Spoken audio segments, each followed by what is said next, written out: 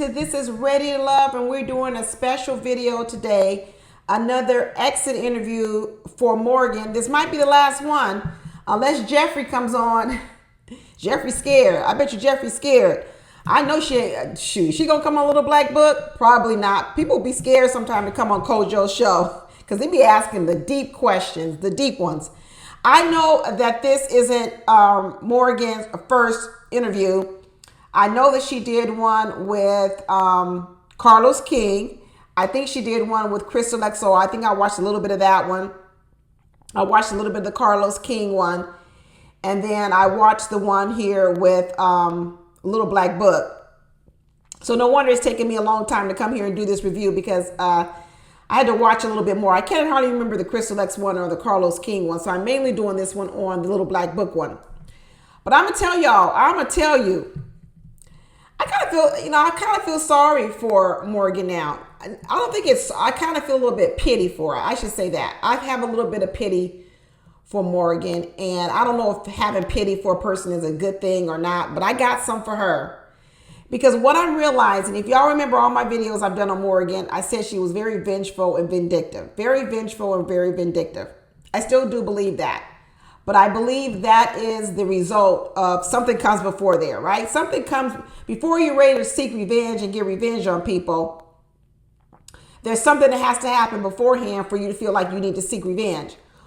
One of the things that I saw on this video, this interview, is the same thing we saw on the show. Morgan doesn't take any accountability.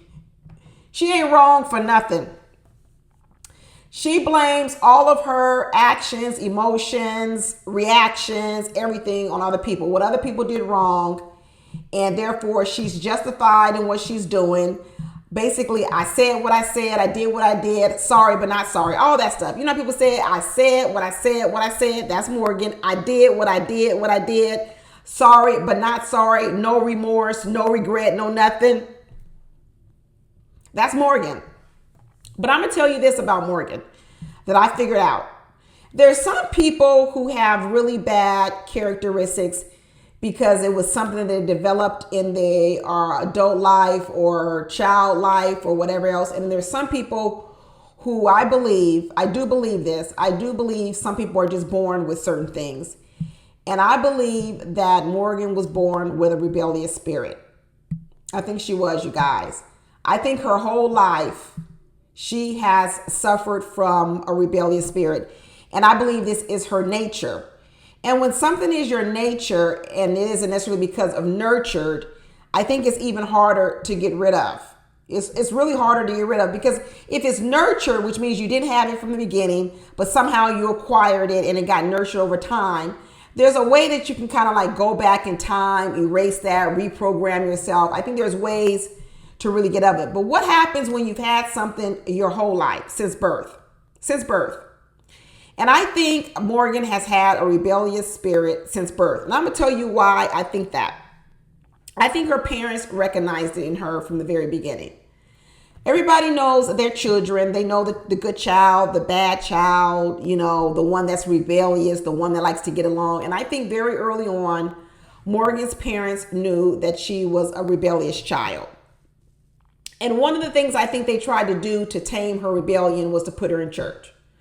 I think that became the solution because I think they really did see that this child is rebellious. She doesn't listen. She goes out of her way to be rebellious, and she needs Jesus.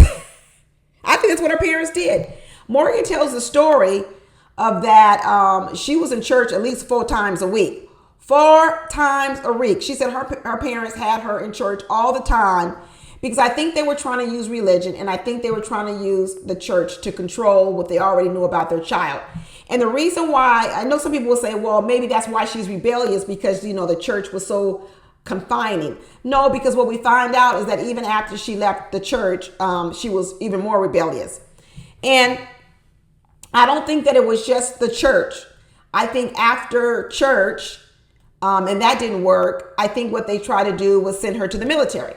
And they tried to say, well, you need more structure because that's what people do. When you're a rebellious child, they want you to have structure. They think you need a heavier hand. And so they said, nope, I think the best place for you to go is going to be the military. And that's where they sometimes send rebellious people, because they're thinking the military can help shape them up, And I think that the parents said, after they couldn't do anything with Morgan as a young girl, a young teenager, when she got to be an adult, they said, you need to go to the military because you're still a rebellious child. She talks about when she was a young child, a teenager, before going off to the military, she was rebellious in the house. She said she's always had a mouth on her.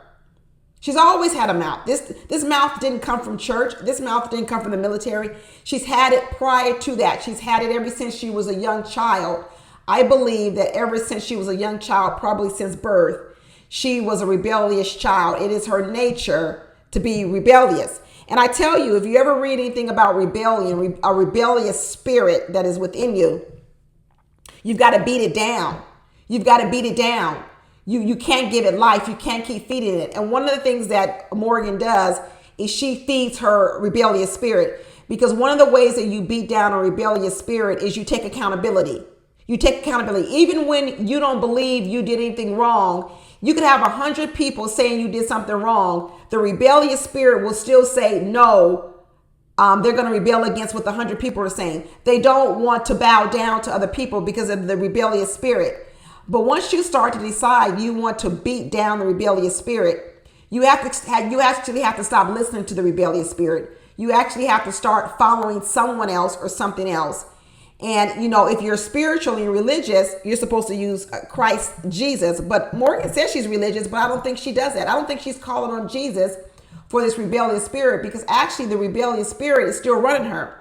It is the rebellious spirit that still tells her she does nothing wrong. She did nothing wrong. The nair in the hair was nothing wrong. He deserved it. The snapbacking at Blake, nothing was wrong with it. He deserved it. The snapbacking at, what was her name? Natasha, nothing was wrong with it. The snapback at Tony the Tiger, nothing was wrong with it. This is what the rebellious spirit tells her over and over again.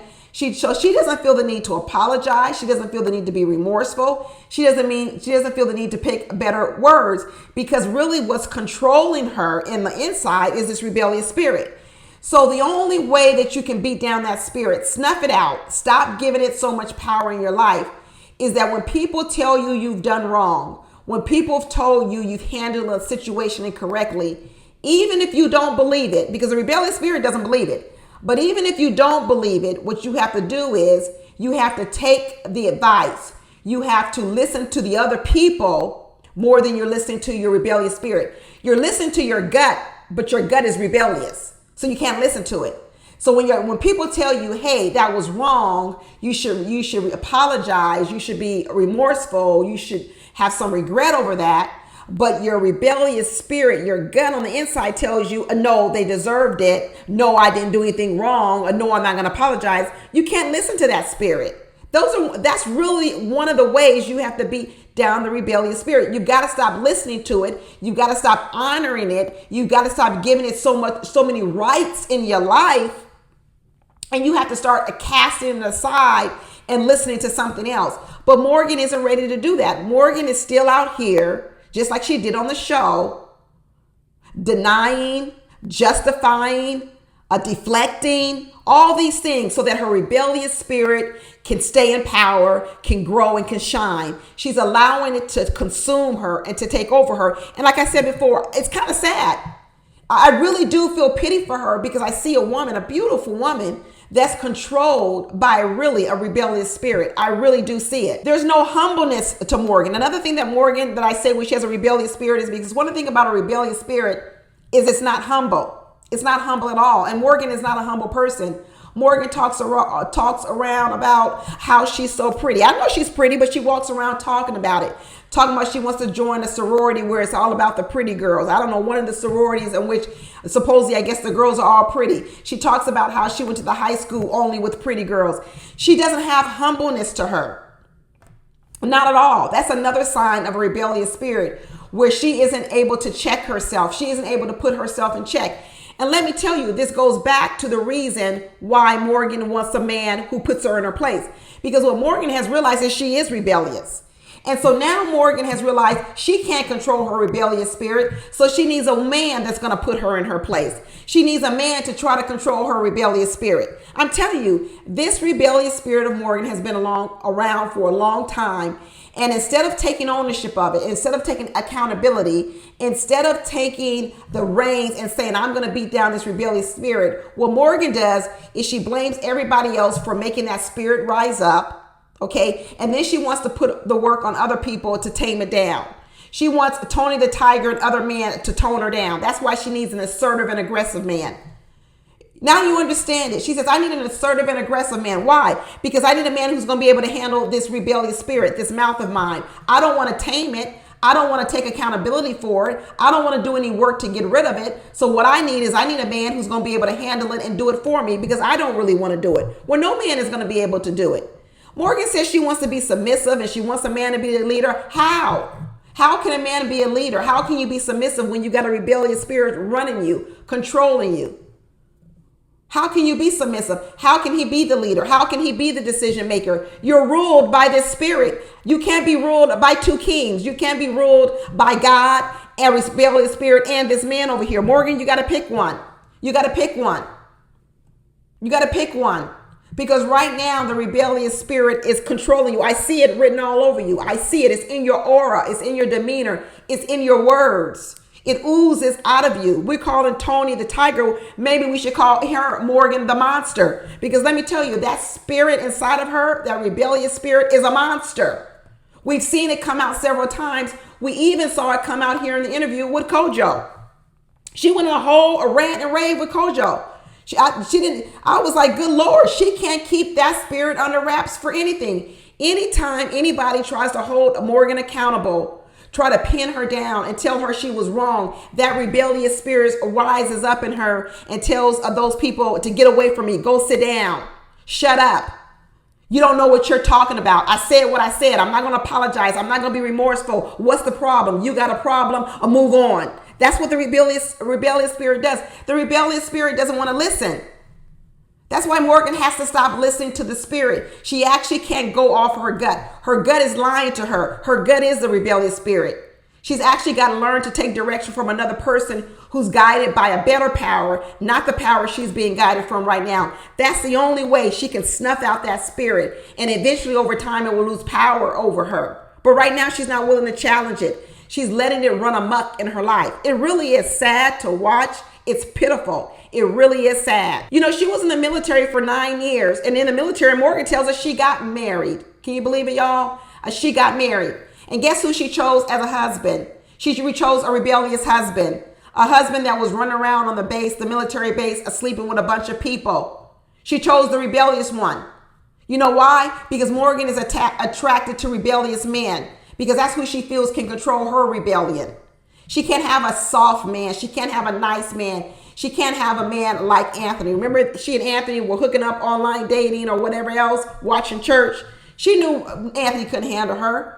She needs a man who is rebellious himself because she thinks maybe he can handle her. It's really not what she needs, but it's what she looks for. So her husband, she said she was only married to him for maybe 6 months or so. She married him because he probably had a rebellious spirit. If he's running around on the base, sleeping with a bunch of women, he probably has a rebellious spirit. And she thought maybe he could handle her. But the marriage didn't work. You know why the marriage didn't work? Because he wanted to go and take an assignment in Japan, and he asked her to go with him. And guess what she did? Rebel against her husband. Her husband was getting shipped off to Japan. That's where he wanted to go get stationed. And the wife is supposed to follow the husband. And when she said, I don't want to go to Japan. So guess what she did? She rebelled against the husband. She didn't go. Did she take ownership for it? Nope. She blamed the husband. She blamed the husband and said, well, it's his fault because he picked a location I didn't want to go in. No accountability. When the marriage fell apart and it didn't work, and the marriage fell apart because she made a bad choice and the man she chose, guess who she blamed? She said she blamed her daddy because her daddy should have set her down and told her don't marry him. She said her daddy was a man of few words, soft-spoken. He's not that strong. He doesn't have a lot of strong words. And what she was saying was, my spirit is so rebellious. I needed a heavier hand from my father. I needed my father to tell me not to do some stuff. I needed more guidance. So she blamed her father. She didn't blame the rebellious spirit. She blamed her father for not having a heavier hand. So like she wants a man now who is assertive and aggressive. She wanted a father who was assertive and aggressive to handle her rebellious spirit. Why is it everyone else's fault to handle your rebellious spirit, Morgan? Why can't you handle it? Why can't you do something about it? Why can't you stop giving it so much power? Why can't you stop listening to it? Why is it everyone else's fault to handle your rebellious spirit? And why, when your rebellious spirit leads you in the wrong direction, makes you do wrong things, say foul things, why then do you blame other people? We all know how she blamed that man for that nair in the hair because he was talking to another woman. I'm telling you, she likes to blame people. She doesn't take any accountability for what she does. It's all justified. Like I said, there's no humbleness in a rebellious spirit. There's no accountability. There's no introspection for a rebellious spirit. It is, let's look for the blame so we don't have to do anything different. We can just keep it on. Morgan doesn't have any accountability. She's vindictive. And then that's what the rebellious spirit then says. And you need to get back at these people. Look what they did to you. Not only do you need not take accountability, you need to get back at them. Let me tell you, Morgan makes for good TV. Carlos King is running around sniffing up behind her because Carlos King has a keen eye to sniffing out toxic people who will make him a lot of money on TV. And guess what? He has got his eyes on Morgan because what he knows about Morgan is Morgan makes good TV because her spirit allows her to do what she's doing. There will be nothing that stops her from doing it. She won't be acting. It will be natural. Like I said, some things are nature and some things are nurtured. This is nature for Morgan. This is the best person you could have on a reality TV because she won't be able to control it because it's part of her nature. She won't have to think about it. She won't be able to turn it on and off because it's her nature. She makes good TV. She gonna make him a lot of money. If he probably gonna write a show surrounding her because she would make him a lot of money on reality TV, a lot of it. After Morgan had that husband in the army or whatever, Navy, wherever she was, and she rebelled against him and didn't want to go to Japan with him. She divorced him just to get out of going to Japan. She divorced him. Then she said she had another significant relationship with a man that was older. She probably did that because she probably thought an older man can handle her. But she only liked him because she would run around town. That's another thing. Her spirit is not humble. Morgan likes to be in the spotlight. She likes to be adored. She likes to be seen. She likes to be admired. She likes people to give her compliments.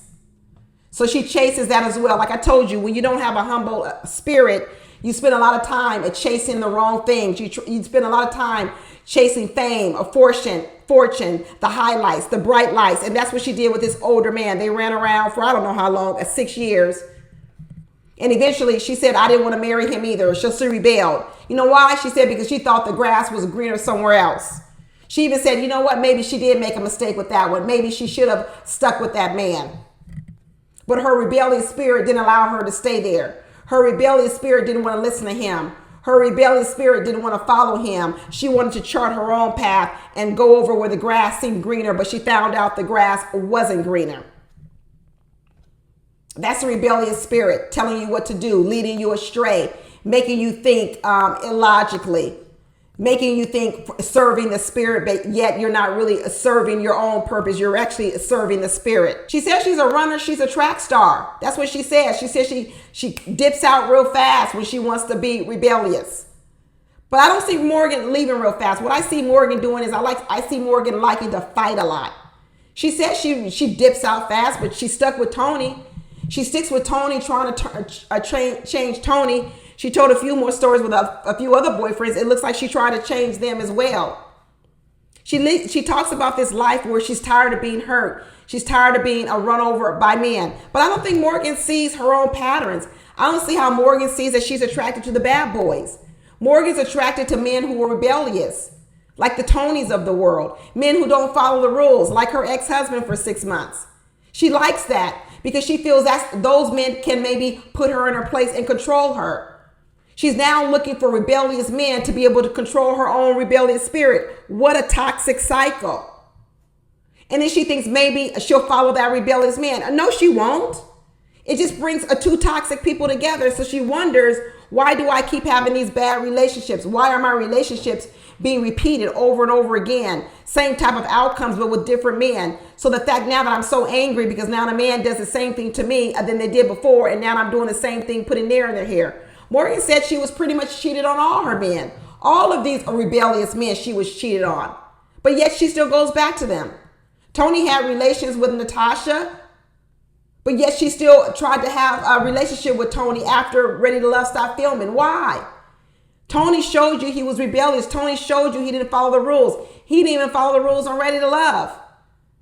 But you were still attracted to her. You were still attracted to the man that doesn't follow the rules because you thought maybe this tough guy can handle my rebellious spirit. Why don't you just fix the rebellious spirit instead of going after the toxic men? Why don't you just fix the spirit? That's what you should do, Morgan. Fix the spirit. Don't look for people to control your spirit. Don't blame your daddy because he didn't control you enough. Don't blame the church because they didn't control you enough. Don't blame the military because they didn't control you enough. And then don't blame the men in your life because they couldn't handle your spirit. Why don't you gain some self-control over that spirit? I think Kojo was trying to get her to see a few things, but then she started popping off at him, saying, I don't need to change this. I don't need to change nothing about me, my mouth. I never lost no man over my mouth. No man ever left me over my craziness. Yeah, but they all cheated on you. They all ended very badly. You said that. I don't know what her barometer is. I don't know what would make her feel she needs to make a change. But that's the spirit talking. The spirit saying, you ain't got to do nothing different, Morgan. We doing just fine. Me and you together. I'm living in your spirit and I'm controlling everything you do. And we don't need to change one thing about it. And the spirit has convinced Morgan that nothing is wrong with her. What she's saying is, ain't no man ever left me over, so what's the big deal? You the people with the problem. She said that in the interview. She said, me and you, we the one with the problem. Well, of course, that's what the spirit is telling her. The spirit is telling her that, Morgan, you're not the one with the problem. We ain't the problem. That's what the spirit is telling Morgan. You and me, Morgan, we thick as thieves. Thick as thieves. We not the problem. They the problem. She doesn't care how many people come around and tell her she's a problem. She doesn't listen to those people. She listens to the spirit, her best friend, the rebellious spirit, who's got control over her mind and her body. She needs something. She needs Jesus. She needs a lot of things to get rid of this rebellious spirit because it is taking over her. The rebellious spirit lacks accountability. It lacks humbleness. It lacks remorsefulness. It lacks repenting. It lacks all those things. It doesn't want any accountability because any of those things would usher in change. Any of those things, if you took accountability, you want to change. If you regretted things, you want to change. If you're remorseful, you might want to change. All those things are never going to be accepted by the rebellious spirit because then the rebellious spirit will think you want to change it. It will think you want to get rid of it. So it controls your mind and it makes you think that everyone else is the problem or you're not the problem. But all you have to do is look at your outcomes. Look at your outcomes. Where's the fruit? Where's the fruit of the rebellious spirit? When there are good works in you, there is fruit, people. There is fruit. If there is no fruit, then it's not good. It's not good. There is no fruit from this rebellious spirit. She's tried many things to control it. It's from her nature. It's from when she was born. She's tried to blame her father for not controlling it. She tried to blame her mother, telling her mother should have done more. She tried to blame it on the military. The military, I'm sure, tried to control her. She didn't want to do that. She eventually wiggled away from that. She tried it from her first husband to say, hey, follow me. Don't follow your rebellious spirit. Follow me. She said, no, I don't want to follow you. She had another man who was older than her. Said, I'm wiser than you. I know a little bit more than you. Follow me. She said, no, I don't want to follow you either. It doesn't want to listen to anyone or anything. It wants to do its own thing. The only thing that spirit listens to is other rebellious spirit. The rebellious spirit of Jeffrey, when Jeffrey said, go get Blake, the rebellious spirit said, yeah, I'm right on it. I'm on the job. I'll go over there and do it. The rebellious spirits likes a fight. They like vindictiveness. That's the only time the rebellious spirit listens to someone else. If you got a fight, you're ready to fight, somebody you ready to jump, somebody you ready to get on, a Morgan's going to be your girl because that rebellious spirit is ready to go, ready to go. The same reason they like rebellious men. They're attracted to it. It's more than toxicity. It's more than toxicity because toxicity can come and say that you just have toxicity with one person. And if you get away from that one person, maybe you won't have so much toxicity. But the toxicity with Morgan is within Morgan. She's rebellious. It doesn't matter who she attaches to. Whomever that spirit of rebellion attaches to, there will be toxicity. She's the common denominator, not other people. And until she recognizes that, she's not going to have any fruit. She's going to have spoiled fruit, rotten fruit, dried up fruit. It's sad. It really is sad. It's actually pitiful to watch. I really watched this interview and I felt sorry for her. And I believe she's about to get used by some more reality TV people because guess what? They can make a whole lot of money off of her. And guess what? Now that spirit will be even less humble. Even less humble. That spirit will start telling her, look how much money we making now. Forget about them fools on these YouTube videos like the board. Don't listen to her. We about to get paid. We about to get paid. Morgan's got to figure out what she wants. Does she want a happy life full of fruit, or does she want a rebellious spirit continue to cause a chaos in her life, in her relationships, and everything else? She better figure it out, and she better go get some help that she needs. She needs help. This isn't something that she can do on her own. This really isn't. She needs a highly qualified therapist. Highly qualified. Highly qualified. Nobody that recently graduated. Nobody like me, quack people over here. She needs a real highly qualified person to figure out how deep this rebellious spirit is, because I know it's deep, and what it's going to take to get rid of it. She needs to open up her Bible. She needs to read. Then she needs some medical doctors as well. And then she needs to start making a conscious decision to start listening to some people, other people, not herself. She actually shouldn't even trust herself, because herself is the spirit, and that spirit is there to lie and cheat her. She needs to stop listening to it. She needs to fall up under the authority of someone else who will lead her and guide her, train her, and eventually that spirit will die. But anyway, that's my advice to Morgan. Like I said, sad to watch, people. Sad to watch. Talk to you later. Bye.